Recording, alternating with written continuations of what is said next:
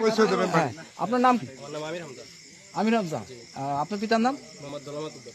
আপনার কি গ্রামের বাড়ি? গ্রামের বাড়ি সালতা, সোনাপুর ইউনিয়ন, রাঙ্গাদি। সোনাপুর ইউনিয়ন, রাঙ্গাদি। ওই সোনাপুর বাজারের পাশে জি জি, রাঙ্গাদিয়া। রাঙ্গাদি। আপনি কি করেন? আমি স্টুডেন্ট। স্টুডেন্ট। কোথায় পড়াশোনা করেন? আমি ফরিদপুর রাজনীতিতে রাজনীতি কি পড়েন? ডিডিতে দিয়েছে। দিয়েছে। তা আপনার এই ভাই যে এই যে মেয়েটাকে নিয়ে এখানে আসছে, গ্রামবাসীরা ধরছে, আপনি সব অবগত হয়েছেন কি কারণে?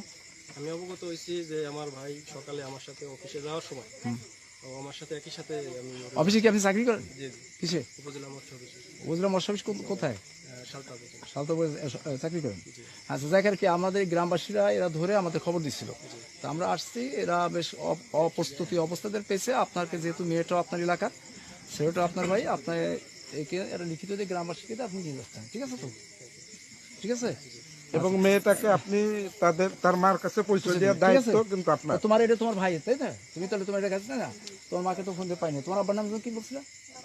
হ্যাঁ, বাবু। তোমার গ্রাম? হ্যাঁ, কোন কোন থানায়? এদের বাড়িতে তোমাদের বাড়ি কত দূর? মানে ওই তো 10-15 কয়েক কিলোমিটার হবে। তুমি কি করো? চাকরি করো না লেখাপড়ি করো? কোথায় হচ্ছে? কিসে? জনতায়? আচ্ছা। আর তুমি তো পড়াশোনা করো, তোমার মাস্টার খোলো। হ্যাঁ, মাস্টার। তোমার নাম কি? মমিনুর। তোমার ভাই?